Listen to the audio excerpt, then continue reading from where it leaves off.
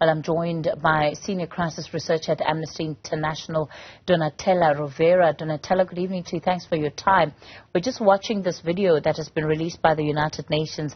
The devastation in Gaza right now, I mean, it's absolutely unspeakable. The scenes are unbelievable. And the fact that it's taken less than 2 months to bring parts of the north of Gaza to just rubbles, I think, speaks volumes. Yes, I mean, really the destruction of properties, but also the destruction of human lives has been unprecedented in modern times. The number of civilians who have been killed in such a short time for such a small population, we're talking about a territory of less than 2.5 million people, and, you know, some 10,000 civilians have been killed in less than 2 months out of that population. It is completely unprecedented in modern time, as is the level of destruction, the intensity of the bombardments, the number of journalists who've been killed, the number of humanitarian workers, the numbers of children, the number of injured, the number of people who've been left with disabilities. And against this background, of course, any humanitarian aid that enters Gaza is a good thing. It can help.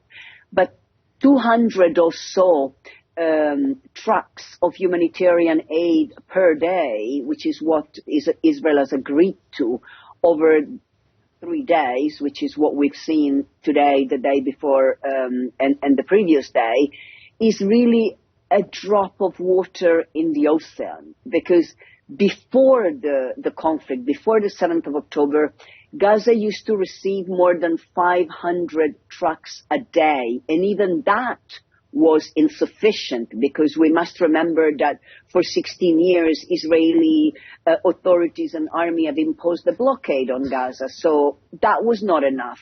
And now we're talking about, you know, this little bit of aid against the sea of destruction after so many days when nothing at all got in. It is very, very little, very, very late. Nonetheless, whatever can get in that can bring a little bit of relief to the civilians, to the people who are injured and sick, of course, is welcome. Of course, I think what you're saying there, Donatella, is that we must resist the temptation to see the delivery of aid as some kind of recovery or even indications of the fact that we are anywhere near post-conflict in that particular enclave. But this is really the truce that has been called for 4 days. What would you say the impact of it has been so far? Well, as you know, as I said, the impact has been a little bit of help for very few people, which really doesn't do very much to address the enormous needs. Obviously, with a situation that is that desperate, where surgery are performed, children even, where women are delivering babies by C-sections without anesthetic. When the situation is that bad, anything is positive. But it is very, very, very far from addressing even a small percentage of the very basic requirement. The situation remains extremely dire. And of course, we should point out that this is a man-made humanitarian crisis. There is absolutely no reason why the civilians should be subjected to that level of collective punishment. Of course, as we speak, the clock is ticking, Donatella, and in many ways, you know, we're nearing more towards the latter side of this truce than we were 2 days ago when it was first called. Let's talk about what happens on day 4 and what happens when the particular period that has been set aside now of this truce lapses. Well, that is the real fear for the civilians in Gaza. I've been speaking to people, civilians in Gaza today, yesterday, the day before, and you know, as I was doing every day before. And people, of course, are terrified of what may happen the day after tomorrow. Tomorrow is the last day of the agreed ceasefire of the 4 days. And the Israeli authorities have made very clear that even though there could be an extension, perhaps by a few days, but not beyond that. So unlike previous situations of conflict in Gaza, which I've worked on, going as far back as 2008-9 and all the successful bouts of tension, where generally a ceasefire was taken as being, if all goes well, this is a durable ceasefire. This time it's very difficult for people to even begin to have any hope. So, people are really trying to do, trying to recover some of the dead bodies, trying to perhaps recover something from their homes if those homes are still standing.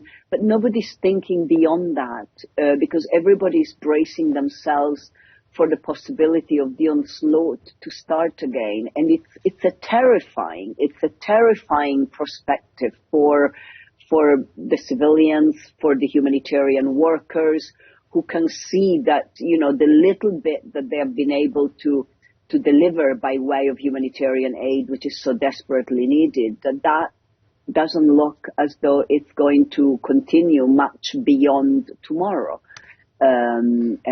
So, nobody can feel the benefit even of that little bit of aid because everybody's too worried about the ceasefire coming to an end and the bombardments resuming, which is terrifying for all of them. It's taken a great deal of diplomatic effort just to get to this ceasefire. Qatar has been central alongside, deliberations with the involvement of Egypt, the United States, and many other countries. Let's talk about then what you believe the role of the broader international community is going to be in ensuring that there is some kind of an extension for a ceasefire, because even to get here, is weeks after calls for a ceasefire have been made, really from multiple organizations, multilateral organizations, and of course individual countries.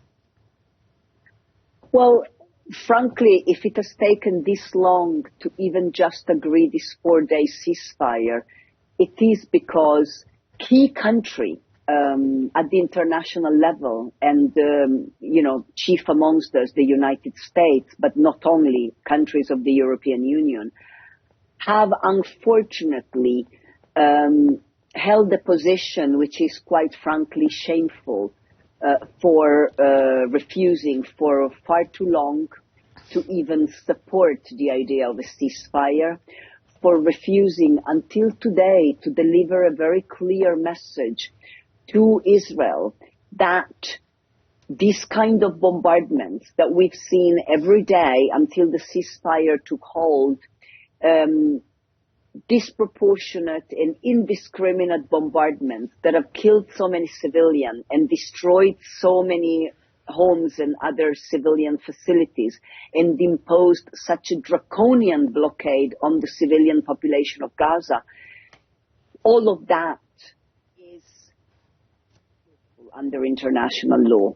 And Israel's friends have failed to make that point to Israel, and in a way they have allowed Israel to get away with murder, literally, for that length of time. And I very much hope that during these 4 days, the diplomatic channels will have worked to impress upon the Israeli authorities, the Israeli army, that going back to such unlawful actions, war crimes, deliberately targeting civilians, indiscriminately and disproportionately bombing civilians, and imposing such a blockade on civilians is not something that can be acceptable under any circumstances, that international humanitarian law is there for all to respect.